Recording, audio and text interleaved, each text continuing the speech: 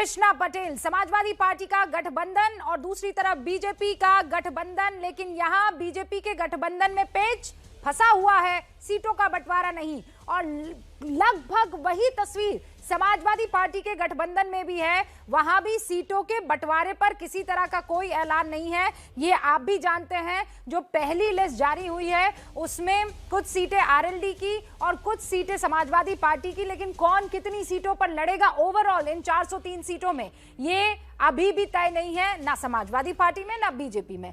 हमसे बातचीत करने के लिए मुद्दा देखिए चुनाव को ही लेकर उत्तर प्रदेश के था, क्योंकि आज बाकायदा आते हैं सामने समाजवादी पार्टी के अध्यक्ष अखिलेश यादव और ये ऐलान करते हैं। ऐलान क्या करते हैं? जब उनसे सवाल पूछा जाता है तो वो ये कहते हैं आजमगढ़ की जनता अगर आशीर्वाद देगी, उनसे पूछे बगैर मैं कुछ नहीं करता तो मैं चुनाव लड़ूंगा। तो उनके चुनाव लड़ने को लेकर आज ये वाकई जरूरी था कि डिस्कशन हो जाए, हुंकार भर दी जाए कि क्या वाकई अब जनता के बीच में जाकर नेता तय होंगे उत्तर प्रदेश के। सारे खास मेहमान हमारे साथ जुड़ चुके हैं, उनसे आपका तारुफ करवा देना चाहती हूं। इस वक्त आपको अनुराग भदौरिया स्क्रीन पर नजर आ रहे हैं, शिवम आपको नजर आ रहे हैं स्क्रीन पर, राजनीतिक विश्लेषक है, दिल्ली यूनिवर्सिटी के प्रोफेसर आपको इस वक्त दिखाई दे रहे हैं, और साथ में संगीत रागी साहब और साथ में डॉक्टर एमएच खान साहब जो कि बीएसपी के प्रवक्ता हैं वो भी दिखाई दे रहे हैं। आप सभी का बहुत बहुत स्वागत है। सबसे पहले अनुराग भदौरिया, सुनने में आ रहा है कि समाजवादी पार्टी में बड़ी खुशी की लहर दौड़ पड़ी है जब सुना कि नेताजी आखिरकार लड़ने वाले हैं चुनाव, तो कहां से लड़ेंगे? देखिए, एक बात तो मानिए कि आपके यहाँ चल रहा था कि भारतीय जनता पार्टी में अभी सीट के बंटवारे में गठबंधन में पेच फंसा हुआ है। वो पेच फंसा ही रहेगा, वो पेच निकलेगा नहीं कभी। वो 10 तारीख को पेच के साथ ही वो समाप्त हो जाएगा। नहीं सुनिए, हमारा एकदम तय है, आप भी जानते हो, और पेच के साथ ही उनकी सरकार भी पेच में फंस जाएगी। अब दूसरी बात यह है, जहां तक चुनाव लड़ने का सवाल है, अब समाजवादी पार्टी की राष्ट्रीय कार्यकारिणी में समाजवादी पार्टी तय करती है या समाजवादी पार्टी के राष्ट्रीय अध्यक्ष जी बोल चुके हैं, अगर आजमगढ़ की जनता से पूछेंगे, आजमगढ़ की जनता कहेगी तो आजमगढ़ से जाके लड़ेंगे, या अब वो तो पार्टी तय करती है कहां से लड़ेंगे कहां से नहीं लड़ेंगे। अब पार्टी नेतृत्व का फैसला होता है कि कहां से लड़ना नहीं लड़ना, बट ये तय है कि समाजवादी पार्टी की इस बार सरकार। मैं या के बाद वाला भी जानना चाह रही थी, या आजमगढ़ या नहीं, या कहीं से जहां से पार्टी तय करेगी, जहां से पार्टी तय करेगी वहां से चुनाव लड़ेंगे। वो तो कहीं से लड़ सकते हैं, पार्टी जहां से डिसाइड कर लेगी कि भाई यहां से लड़ना है, वहां से लड़ना है, वो चुनाव लड़ेंगे।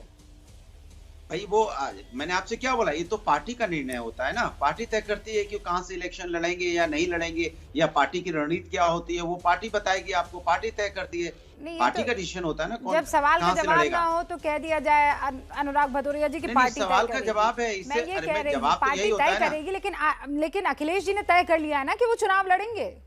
भाई वो मैंने कहा पार्टी बताएगी ना, वो खुद बताएंगे जब चुनाव लड़ेंगे, पार्टी तय कर लेगी तो। अच्छा, अनुराग भदौरिया क्या चाहते हैं? पता चल जाएगा क्यों चुनाव लड़े कि ना लड़े? उत्तर प्रदेश की जनता ये चाहती है, जो उत्तर प्रदेश की जनता की बात हो रही है, अनुराग भदौरिया की अकेले की बात नहीं है, उत्तर प्रदेश की जनता ये चाहती है कि 10 मार्च को जब रिजल्ट आए तो यहाँ पे जो तानाशाही सरकार है जिसकी वजह से लोग 5 साल तक दुखी और तकलीफ में रहे हैं, वो हटे और समाजवादी पार्टी की सरकार हो और उत्तर प्रदेश के मुख्यमंत्री समाजवादी पार्टी के राष्ट्रीय अध्यक्ष अखिलेश यादव जी हों। मैंने तो बड़ा आसान सा सवाल पूछा था।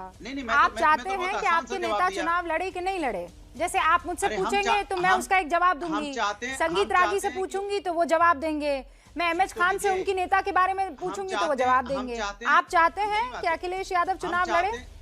हम चाहते हैं श्री अखिलेश यादव जी उत्तर प्रदेश के मुख्यमंत्री बने, 10 मार्च को उत्तर प्रदेश के मुख्यमंत्री बने, और जो उत्तर प्रदेश का मुख्यमंत्री होगा तो आपको जाहिर सी बात है, सीधा सा जवाब थोड़ी हुआ। जब विधायक चुने जाएंगे तो आपको जवाब देने में थोड़ा डर लग रहा है कि नेताजी नाराज हो सकते हैं? नहीं, देखिए, समाजवादी पार्टी में लोकतंत्र है, भारतीय जनता पार्टी नहीं है। आप भारतीय जनता पार्टी को जानते होंगे, इसी लोकतांत्रिक मूल्यों को आप सबसे ऊपर रखते हुए अपना लोकतांत्रिक विचार मुझे बताएं कि क्या आप चाहते हैं अखिलेश जी चुनाव लड़े कि ना लड़े? देखिए, मेरा लोकतांत्रिक विचार है कि 10 मार्च को जब समाजवादी पार्टी की सरकार बनेगी तो श्री अखिलेश यादव जी उत्तर प्रदेश के मुख्यमंत्री बने। मैं मुख्यमंत्री बनने की बात कर रहा हूँ, आप विधायक बनने की। अरे आप मुख्यमंत्री बनने के तरीके हैं ना भाई उत्तर प्रदेश में, आपसे पहले भी नेताजी बने हैं मुख्यमंत्री, आपसे पहले भी बने हैं ना, एमएलसी के तौर पे बन गए ना। मैं ये कह रही हूँ कि क्या विधायक के तौर पर इस बार वो मुख्यमंत्री बनना नहीं चाहेंगे? मेरी बात तो कह रहा हूँ कि वो 10 मार्च को जब रिजल्ट आएगा तो उत्तर प्रदेश के मुख्यमंत्री बनेंगे। उत्तर प्रदेश के लिए, उत्तर प्रदेश की जनता के लिए, उत्तर प्रदेश की भलाई के लिए, जिस तरह का यहाँ पे महंगाई, बेरोजगारी का दर्द, यही सवाल है। मैं बार बार इसी सवाल के साथ आऊंगी। आप 10 मार्च को मुख्यमंत्री वाली दुआएं, देखिए जनता जिसको आशीर्वाद देगी उसे मुख्यमंत्री बनना है, ये पक्की बात है। लेकिन मेरा सवाल वही रहेगा, क्या आप चाहते हैं कि अखिलेश यादव को चुनाव लड़ना चाहिए कि नहीं? बहरहाल रुकिए एक सेकंड, मेरे 3 और मेहमान और उसके बाद आपकी देखिए, हम तो चाहते हैं कि आप भी चुनाव लड़ लें। यादव जी बने। चाहत तो हर किसी की हर चीज, हर बात को लेकर है ना, हर किसी को होने, लेकिन अहमद खान साहब तो होनी चाहिए। अखिलेश यादव चुनाव लड़ सकते हैं, जब ये खबर आपने सुनी तो आपके जहन में क्या बात आई अहमद खान साहब? नहीं, हमारे जहन में क्या बात आई, उनकी पार्टी है, चुनाव लड़े न लड़े उनकी मर्जी, हमसे क्या लेना देना उससे। नहीं, हमारी पार्टी की नहीं, उनकी पार्टी है। आपके जहन में कुछ लाने की सोच रही थी तो मुझे लगा कि आप ये सोचेंगे कि नहीं हमारी बहन जी भी चुनाव लड़ लें। भाई अब 2007 के बाद से तो कोई ये चुनाव नहीं लड़ा, ना अखिलेश जी लड़े, ना योगी आदित्यनाथ लड़े, ना मायावती जी लड़ी। तो अब जब बढ़िया कंपटीशन हो रहा है तो मायावती जी काहे पीछे रहेंगी? नहीं, हम क्लियर करते हैं। आप सवाल पूछिए हमसे, आप जी चुनाव लड़ेंगे नहीं लड़ेंगी, मैं तो साफ साफ बताने के तैयार हूँ। तो ऐसे नहीं बोल फेंकूंगा इधर उधर। मैं कह रहा हूँ कि हमारी पार्टी राष्ट्रीय स्तर की पार्टी है, पंजाब में और कई राज्यों में चुनाव हो रहा है, तो इसलिए बहन कुमारी मायावती जी चुनाव नहीं लड़ेगी। जब यहाँ पर हमारी सत्ता पार्टी हमारी आएगी तो बहन कुमारी मायावती जी कहीं से किसी विधानसभा से चुनाव लड़ लेंगी या मुख्यमंत्री बनेगी। अभी वो बिजी हैं, अभी चुनाव नहीं लड़ेंगे, आप ये कह रहे हैं? नहीं, हम तो पूरे देश में चुनाव देखना है। अखिलेश यादव की तरह थोड़े खाली उत्तर प्रदेश में घूमना है। हमारी पार्टी के नेता महाराष्ट्र में चुनाव लड़ती हैं, पंजाब में चुनाव लड़ रहे हैं। जवाब दीजिए और उसके बाद शिवम त्यागी और प्रोफेसर राजू चुनाव लड़ रही है। देखिए, अब उत्तर प्रदेश में चूंकि सभी को पता है, विपक्ष के लोगों को भी और सत्ता पक्ष को भी पता है कि उत्तर प्रदेश में समाजवादी की सरकार बनने जा रही है, क्योंकि समाजवादी ने ही उत्तर प्रदेश के विकास की राजनीति है। और श्री अखिलेश यादव जी को उत्तर प्रदेश की जनता जानती है कि इन्होंने उत्तर प्रदेश के अंदर में एक्सप्रेसवे का सपना दिया था और पूरा किया। इन्होंने यहाँ पे मेट्रो का सपना दिया था, पूरा किया। इन्होंने यहाँ पे चलन चलाया कि किस तरह से मेडिकल कॉलेज बनते हैं, इन्होंने यहाँ पे चलन चलाया कि किस तरह से यहाँ पे किस तरह से स्टेडियम बनते हैं, किस तरह से महिलाओं की सुरक्षा के लिए बनता है। पर बड़ा आरोप लगा रहे हैं अनुराग भदौरिया जी। डॉक्टर अहमद खान ये कह रहे हैं कि आप तो अपना परिवार नहीं संभाल पा रहे हैं, समाजवादी पार्टी, उनका सीधा सीधा आरोप जो है अपर्णा यादव के आज 10:30 बजे बीजेपी में शामिल होने को लेकर है। वो कह रहे हैं बाकी कुनबा आप क्या संभालेंगे? देखिए, शायद वो भूल गए हैं, उनको शायद इस बात का अंदाजा नहीं है कि समाजवादी के लिए पूरा उत्तर प्रदेश एक परिवार है और जिसको समाजवादियों ने संभाल के रखा है। एक एक नागरिक की सुरक्षा कैसे हो, कैसे उसको सम्मान मिले, कैसे रोजगार मिले, कैसे महंगाई कम हो, कैसे किसानों पे अत्याचार ना हो, किसान रौंदे ना जाए और माफिया खुलेआम यहाँ पे क्रिकेट ना खेलता हो। ये उत्तर प्रदेश की जो समाजवादी उसकी सोच है कि पूरा समाजवादी, पूरा उत्तर प्रदेश उसका परिवार है। अब आपके लिए, लेकिन गैंगस्टर के केस के साथ आपकी पार्टी के निशान पर चुनाव जरूर लड़ सकता है। शिवम त्यागी। रुबिका जी, कमाल की बात यह है कि पूरा मैदान सज चुका है, एक तरीके से वर्ल्ड कप हो रहा है, सब तैयार हैं, सब कैप्टन्स जो हैं उनको लीडिंग फ्रॉम द फ्रंट होना चाहिए। योगी आदित्यनाथ जी ने कहा, जैसा कि आपने कहा 2007 के बाद कोई भी मुख्यमंत्री चुनाव नहीं लड़ा है। अरे डर किस बात का? आप कह रहे हैं कि नहीं हम लीड नहीं करेंगे, हमें पता नहीं लड़ना चाहिए या नहीं लड़ना चाहिए। अरे मौका है ना, सबको अपनी बात को और अपने आप को नेता साबित करने का सबसे बेहतरीन मौका है, पीछे क्यों रहना? आइए लड़िए, चुनाव लड़िए। और अनुराग जी को तो बिल्कुल खुलकर बोलना चाहिए कि हाँ चुनाव लड़ना चाहिए, कोई बात नहीं, उनका जो मत हो लेकिन चुनाव होना चाहिए। दूसरी बात यह है कि जैसा आपने परिवार की बात को कहा, उत्तर प्रदेश को परिवार तो आप तब मानोगे ना जब परिवार को परिवार मानो। सबसे पहले पिताजी नाराज थे, उन्होंने कहा था कि मैं एक अकेला ऐसा आदमी हूं जिसने अपने बेटे को मुख्यमंत्री बना दिया और परेशान हुआ मैं। उसके बाद फिर चाचा जी अभी नाराज है, सुनने में आ रहा है एक ही सीट का मामला चल रहा है, उसको लेकर लड़ाई है। उसके बाद फिर आदमी जब सुबह उठता है, दही चीनी खाकर जब एग्जाम देने जाता है तो पिता का ही तो आशीर्वाद लेता है ना, फिर उसके बाद चाचा जी का आशीर्वाद लेता है, फिर भाई और भाभी अगर होते हैं उनका आशीर्वाद लेता है, फिर समधी, फिर साडू, सारे के सारे तो चले गए। वो जो 35 लाख बत्तियां बांटी थी आपने अपने समय में, वो सारे छोड़कर चले गए आपको। अब परिवार ही नहीं बचा। उत्तर प्रदेश में एक कहावत है कि भाई देखो, नेता सबसे बड़ा वो जो सबसे पहले अपने परिवार को अपने वश में कर ले, अपने साथ रख ले। आपका परिवार ही जो आप एक क्लिप की बात कर रहे हैं, आजकल सोशल मीडिया पर बड़ी वो वायरल हो रही है, वो क्लिप बरसों पुरानी है। उसके बाद तो बहुत सारी तस्वीरें आई हैं जब मुलायम सिंह यादव के साथ एकदम नजर आए हैं अखिलेश यादव, उनकी सेवा करते हुए दिखाई दिए हैं, उनके साथ होली बनाते हुए दिखाई दिए हैं। आप ये कह रहे हैं कि चचा नाराज है, चचा तो वापस आ गए हैं। आप कह रहे हैं पिता नाराज हैं, पिता साथ ही में मौजूद हैं।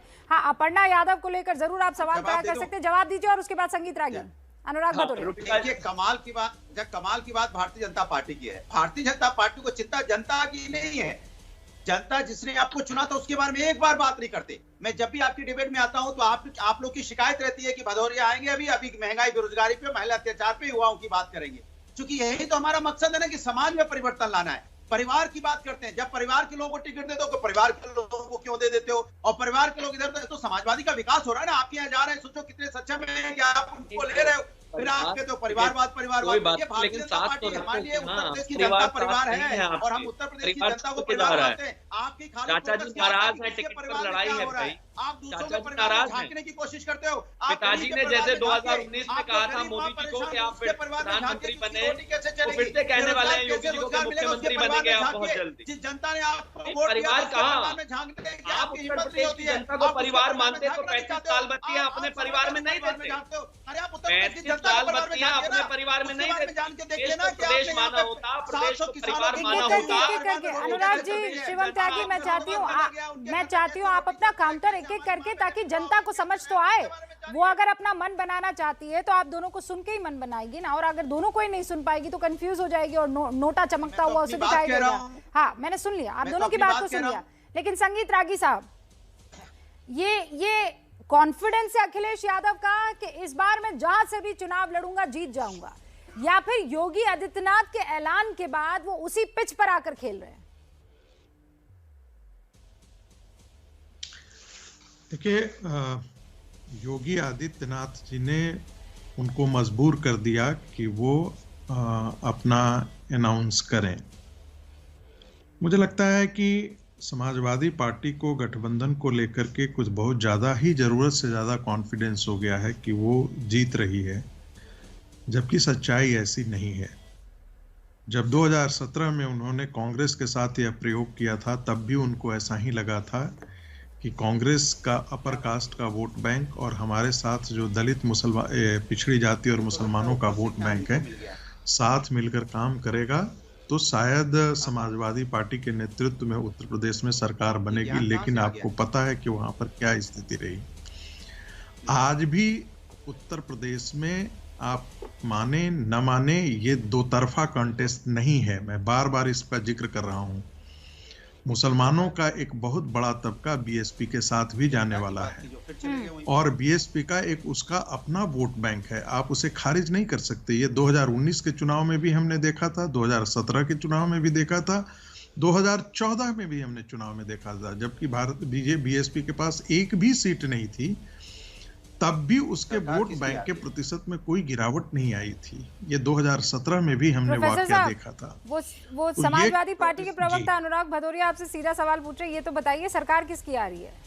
भैया, आप इतने ज्ञानी हैं, आपको इतना ज्ञान हो गया है, तो ये भी बता दीजिए, लगे आज समाजवादी की सरकार आ रही है, बता दीजिए। आपको तो ज्ञान हो ही चुका है कि किसकी सरकार, तो आप बता दीजिए। समाजवादी पूर्ण बहुमत से आ रही है, बीजेपी नहीं आ रही है।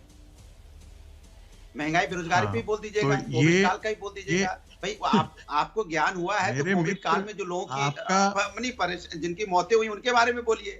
ज्ञान आपको हो गया है तो आप ज्ञान अपना बांटिए जनता को। साइकिल का ब्रेक फेल बहुत कम करता है, हम मानते हैं, लेकिन अब दिक्कत क्या है कि आपका ब्रेक आपकी जबान पे ब्रेक रहती ही नहीं है। दूसरे को थोड़ा बोलने दो मेरे मित्र। देखो, मुझसे पूछ रहे हो तो भारतीय जनता पार्टी 275 सीट से कम सीटों पर विजय नहीं प्राप्त कर रही है। आज तो आप बता देते क्या भारतीय जनता पार्टी के प्रवक्ता है, फिर यूनिवर्सिटी के प्रोफेसर हैं, राजनीतिक विशेषज्ञ हैं, तो आप कहिए भारतीय जनता पार्टी के प्रवक्ता हैं। देश का नागरिक, हम आएंगे भारतीय जनता पार्टी की बैटिंग करेंगे, चाहे हम आउट हो जाए। और मुझे विश्लेषण का उतना ही अधिकार है जितना अनुराग भदौरिया का अधिकार है। भारतीय जनता पार्टी की बैटिंग करेंगे, हिट विकेट होकर आउट होके चले जाएंगे। अनुराग भदौरिया मैं यही तो बुलवाना चाहता था कि जनता को पता चले लोग ये चेहरे के पूछेंगे पीछे उत्तर कौन प्रदेश है, में कि क्या नकाब यादवी आखिर किसका- समाजवाद आएगा, किसका उड़ा हुआ है ये बीजेपी क्या का नकाब है, ये यादवी अच्छी बात है, समाजवाद आपने के बोल लिए दिया। लोग उत्तर प्रदेश में वोट देंगे समाजवादी पार्टी को?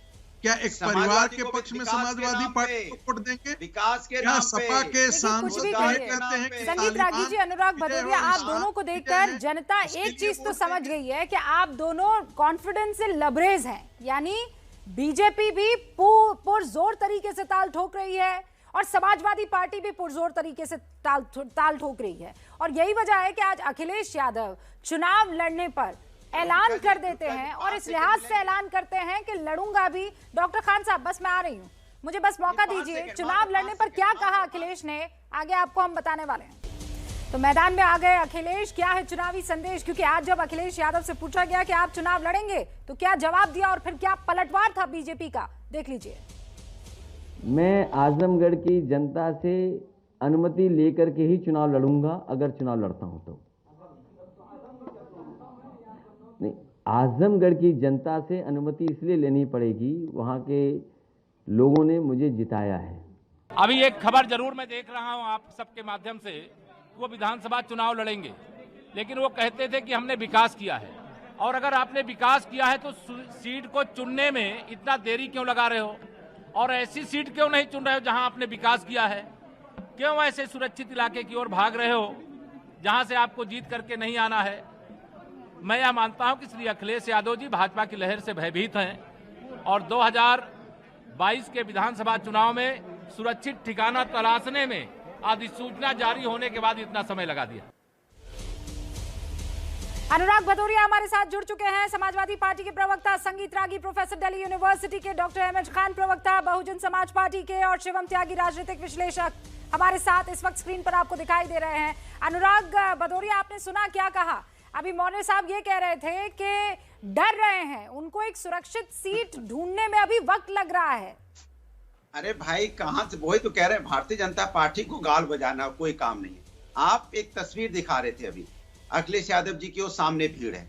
मैं आपको चैलेंज करता हूं रूबिका जी, कोई एक ऐसी तस्वीर खोज के लाइए, वीडियो खोज के लाइए जहां योगी जी हो, इतनी भीड़ हो। चलिए, सरकार उनकी है, डबल इंजन की सरकार, एक रैली दिखा दीजिए जहां योगी जी हो। आप खोज लीजिए अपने आर्काइव में, जहां जहां आपके पास है, एक दिखा दीजिए कि पब्लिक उनके साथ है कि नहीं है। एक वीडियो दिखा दीजिए, मैं चैलेंज कर रहा हूं, मैं भी बैठा हूं, आप भी बैठे हैं, अभी बोल दीजिए अपने प्रोड्यूसर को कितनी देर में दिखा सकता है। ये पॉपुलैरिटी का नतीजा यही होता है जब जनता पागल होती है नेता के पीछे, क्योंकि जनता जानती है यही नेता है जो हमारा सम्मान कर सकता है, यही नेता है जो हमें आगे ले जा सकता है। इसीलिए आपको ये भीड़ नजर आती है। आप दिखाइए एक ऐसी तस्वीर योगी जी की। तो आप ये कह रहे हैं कि योगी जी जो है खाली कुर्सियों को जाकर और संबोधित कर रहे हैं? कुर्सियां भी नहीं होती हैं। अच्छा, कुर्सियां भी नहीं होती है। आप पता कैसी गाल बजाते, मैं बताता हूँ। जब ये जो तस्वीर मैं दिखा रही हूँ, ये नरमुंड जहाँ पर नजर आ रहे हैं, आपने मेरे प्रोड्यूसर को चैलेंज करके गड़बड़ी कर दी सर। मेरे प्रोड्यूसर जो है वो उनके हाथों पर तारीखें रहती हैं और विजुअल्स भी उनके हाथों पे रहते हैं। वो देखिए ना, मैं दिखा तो रही हूँ आपको तस्वीर। आपने चैलेंज दिया सर, आप कबूल किया, तो आप उसमें आप कह रहे हैं, देखिए तो सही, दिखाइए। ये रही ना तस्वीरें दिख रही हैं, ये रहे योगी आदित्यनाथ और ये दूसरी तरफ की तस्वीर। अब वो तस्वीर, इस तस्वीर में आपको अंतर नहीं समझ में आ रहा है? वो तस्वीर जमीन पे है और उनके सामने वाली सुन लीजिए। हाँ, बस ये है अंतर। ये जमीन देखिए जमीन, ये है एक खुले आसमान के नीचे जमीन, जहाँ पे कोई चेयर नहीं, कुछ नहीं, यहाँ पे सिर्फ लोग ही लोग हैं। वहां देखिए चेयर पड़ी हुई है। ये फर्क है जमीन के नेता में। जमीन के नेता आप कह रहे थे चेयर भी नहीं, एक आदमी नहीं, कोई एक शख्स नहीं होता है। अभी आप कह रहे हैं कि चेयर ही चेयर दिखाई दे रही है। पूरी बात होने तो दीजिए, पूरी बात होने दीजिए। उनके, मैं वही तो कह रहा हूँ ना, जमीन पे लोग खड़े हुए। रात के एक तस्वीर आप दिखा दीजिए, रात के 11 बजे योगी जी बोल रहे हैं और इतनी भीड़ हो। चलिए, मैं अब आप रात के 11 बजे पहुंच गए। पहले आप कह रहे थे कोई एक रैली दिखा दीजिए। अरे आप शिवम त्यागी शायद कुछ कहना चाह रहे हैं, सुन लीजिए ना। अच्छा, सुन लीजिए। रुबिका जी, मैं सिर्फ इतना कहना चाहता हूं कि देखिए, 5 सेकंड अनुराग भदौरिया 5 सेकंड कुछ कहना चाह रहे हैं। हाँ, 5 सेकंड। कुर्सियों पे बैठी हुई भीड़। और सुन लीजिए, योगी जी ने जब से मुख्यमंत्री बने 2 ही शब्द चिल्लाते रहते हैं। एक, उत्तर प्रदेश में अपराधी नहीं रहेगा तो उत्तर प्रदेश में होगा तो ऊपर जाएगा, नीचे जाएगा, पता नहीं कहां जाएगा। कितने दिन से रट रहे बात। अपराधी क्रिकेट खेल रहा है, फिर योगी जी चुप हो जाते। उनसे जवाब पूछो, आप तो कह रहे थे अपराधी उत्तर प्रदेश चले गए, फिर क्रिकेट कैसे खेल रहा है नामी अपराधी, फिर धूम दबा के भाग जाते हैं। फिर कहेंगे उत्तर प्रदेश के अंदर में महिलाओं पे अत्याचार नहीं होगा। तब तक बेबी मौर्य जी कहती हैं हमारी नहीं है, भारतीय जनता पार्टी की, और अपनी गवर्नर भी रही हैं, कहती हैं कि महिलाएं 5 बजे के बाद थाने ना जाएं, थाने जाएं तो अपने परिवार वालों के साथ जाएं। शिवम त्यागी जवाब दीजिए। महिला सुनिए नहीं, फिर दूसरे 5 सेकंड मांगे थे आपने, अब आपने जो 5 इसका जवाब तो ले लीजिए ना, बड़ा आरोप लगाया, जवाब ले लीजिए। अनुराग जी जवाब लीजिए प्लीज, जवाब लीजिए, अब जवाब लीजिए, ठीक है जवाब लीजिए शिवम त्यागी। रुबिका जी, मैं सिर्फ इतना कहना चाहता हूं कि हर किसी के बीच में बोलना और सबसे ज्यादा बोलना, भाई दूसरे को भी मौका दे दीजिए। आपको धनंजय सिंह के बारे में कुछ पता नहीं है, तथ्य डेटा लेकर बैठते नहीं हो। अब सुनिए, इनको कहिए प्लीज चुप रहिए, अब चुप रहिए तो। अरे सुनिए जरा सुनिए अनुराग जी प्लीज सुनिए। शिवम त्यागी मैं ये सड़क पे नहीं बैठे अनुराग भदौरिया, ये चिल्ला चिल्ली सड़क पर जाकर कर लेना जब टिकट मिल जाएगा। मैं सिर्फ इतना कहना चाहता हूँ कि सुनिए, धनंजय सिंह को भारतीय जनता पार्टी की सरकार ने ही गिरफ्तार किया था। अगर आपको नहीं पता है थोड़ा पढ़ लिख लिया करो, आके चिल्लाने भर से कुछ नहीं होता है। अब वो कोर्ट से बाहर निकले हैं, जिस दिन होगा फिर टाइम। सुनिए, आप चुप रहिए जरा। अनुराग जी प्लीज, आप सब अपनी बारी में बोले थे। अनुराग जी ये नहीं सब देख रहे हैं, आप सुनिए, आप सुन रहे हैं ना, आपकी बात को सुना, बाकायदा मौका दिया, अब उनको काउंटर करने का मौका दीजिए प्लीज। अनुराग जी रिक्वेस्ट है।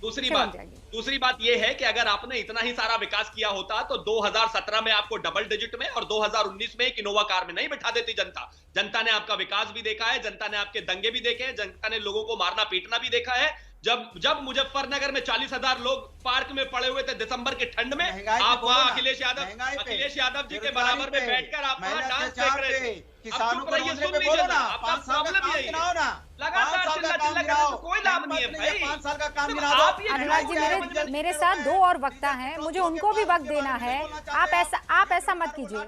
मैं नहीं, फिर उसके बाद ये होगा कि मुझे आपकी आवाज कम करनी पड़ेगी, क्योंकि मुझे बाकी वक्ताओं के साथ भी जस्टिस करना होगा, उनका वक्त भी कीमती है। एमएच खान साहब, संगीत रागी साहब, वो भी इंतजार कर रहे हैं अपने वक्त का। शिवम त्यागी 20 सेकंड में अपनी आवाज। अनुराग जी प्लीज, बस हो गया, आपको मौका दिया मैंने, रुक जाइए। हाँ शिवम त्यागी 20 सेकंड। जहां तक बात उत्तर प्रदेश की सरकार की है, 2017 से 2022 तक उत्तर प्रदेश की सरकार को उत्तर प्रदेश की जनता ने देखा है। चाहे मसला महिला सुरक्षा का रहा हो, मुख्यमंत्री ने कभी खड़े होकर ये नहीं कहा कि गलत अगर होता है तो उसके साथ हम खड़े हैं। चाहे मसला इंफ्रास्ट्रक्चर का रहा हो, चाहे मसला गरीबों के लिए रहा हो, चाहे मसला बिजली का रहा हो, चाहे मसला पानी का रहा हो, चाहे मसला रोड का रहा हो, हर चीज को लेकर उत्तर प्रदेश की पॉलिसी और उत्तर प्रदेश की सरकार की पॉलिसी क्लियर है। इसके उलट जब ये सरकार में आ जाते हैं, सिर्फ और सिर्फ गुंडागर्दी, सिर्फ और सिर्फ परिवारवाद, सिर्फ एक ही परिवार के लोगों को मंत्री बनाना, सिर्फ एक ही जाति धर्म को आगे बढ़ाना, इनका यही काम है। आप ये सारी चीजें कह रहे होते हैं तो उसमें एक बहुत बड़ा सा ब्लॉट काले रंग का, वो काले रंग की गाड़ी होती है जो खेतों के बीच में दौड़ रही होती है, याद है आपको? ये कहाँ हुआ? नहीं याद रहता नहीं, वो भी समाजवादी में। मैं कहता हूँ रुबिका जी, कोई भी गलत काम किसी भी प्रदेश में अगर होता है और उसके साथ लॉ एंड ऑर्डर में मुख्यमंत्री या मुख्यमंत्री के पिताजी ये कह दें कि गलती हो जाती है, ऐसा नहीं है। कार्रवाई हर किसी पर हो रही है। डॉक्टर एमएच खान साहब, शिवम त्यागी ये कह रहे हैं कि कार्रवाई हुई है। मान लीजिए जिस शख्स पर आरोप था, जिसके बारे में ये कहा जा रहा था कि उसने किसानों पर गाड़ी चढ़ा दी, वो आज सलाखों के पीछे है, और ये सिर्फ इसीलिए हो पाया है क्योंकि योगी मुख्यमंत्री हैं। देखिए सवाल ये नहीं, अनुराग जी 1 सेकंड। एमएच खान साहब सवाल कीजिए, वो क्या सवाल है आपका? एमएच खान साहब, मैं ये कह रही हूँ, शिवम त्यागी ये कह रहे हैं कि योगी आदित्यनाथ के रहते मान लीजिए उनकी पार्टी का भी कोई अपराधी है या दोषी है या आरोपी है तो वो सलाखों के पीछे जाएगा। ये तो सत्य नहीं बोल रहा है, सत्य नहीं है बिल्कुल। उन्नाव की घटना में क्या हुआ था? उन्नाव की घटना में 4 साल के बाद जब सुप्रीम कोर्ट हाई कोर्ट से सजा हो गई, तब उसके बाद उसको पार्टी से निकाला इन्होंने। थार जीप चढ़ाया लखीमपुर खीरी में, 8 दिन तक FIR दर्ज नहीं हुई थी। रेड कारपेट दिया जा रहा था उसके टेनी के बेटे को। अब टेनी कह रहे थे कि 8 दिन तक मेरे साथ, मेरा बेटा मेरे साथ था और मैं बेटे के साथ था, तो फिर चार्जशीट में कैसे नाम आ गया? अरे भाई, झूठ बोलने की भी एक हद होती है भाई।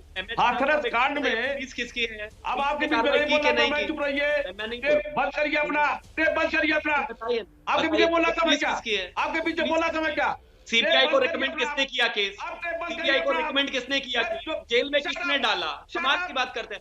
आपने क्या किया? अतुल राय को लेकर क्या किया आपने? अतुल राय को लेकर क्या किया आपने? अतुल राय को क्या किया? अतुल राय को चुप रहो, बात नहीं करना, बात करने चुप है। चर्चा में चले जाएगा, किसी पार्टी में हो गया, किसी पार्टी में हो गया, किस पार्टी में कहता हूं, इस तरीके से चिल्लाने से आपकी सेहत का नुकसान हो सकता है।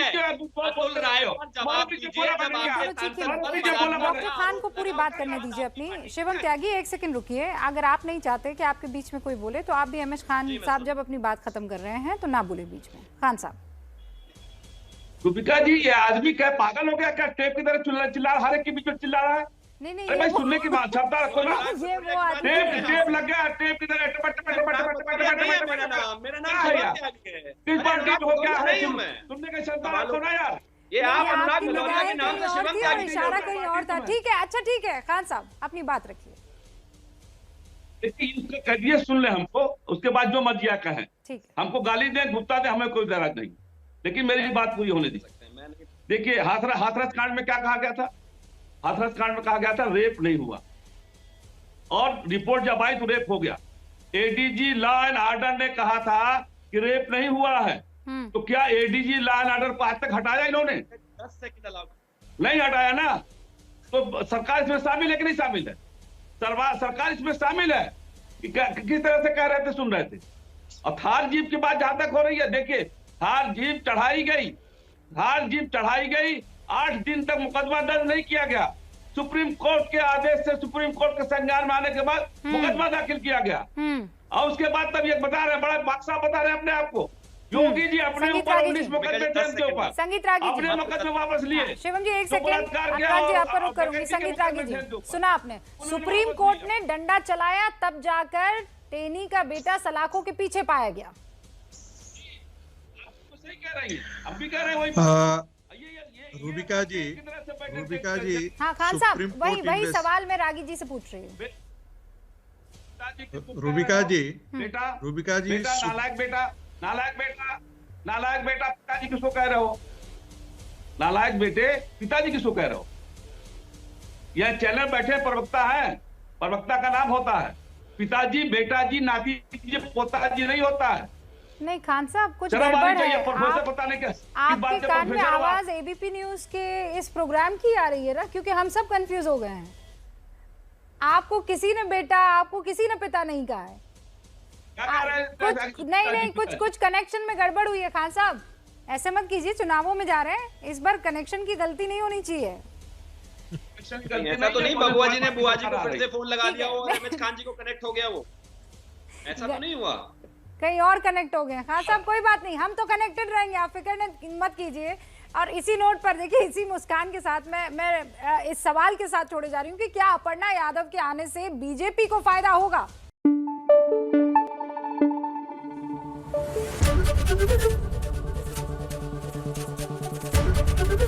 एबीपी न्यूज आपको रखे आगे।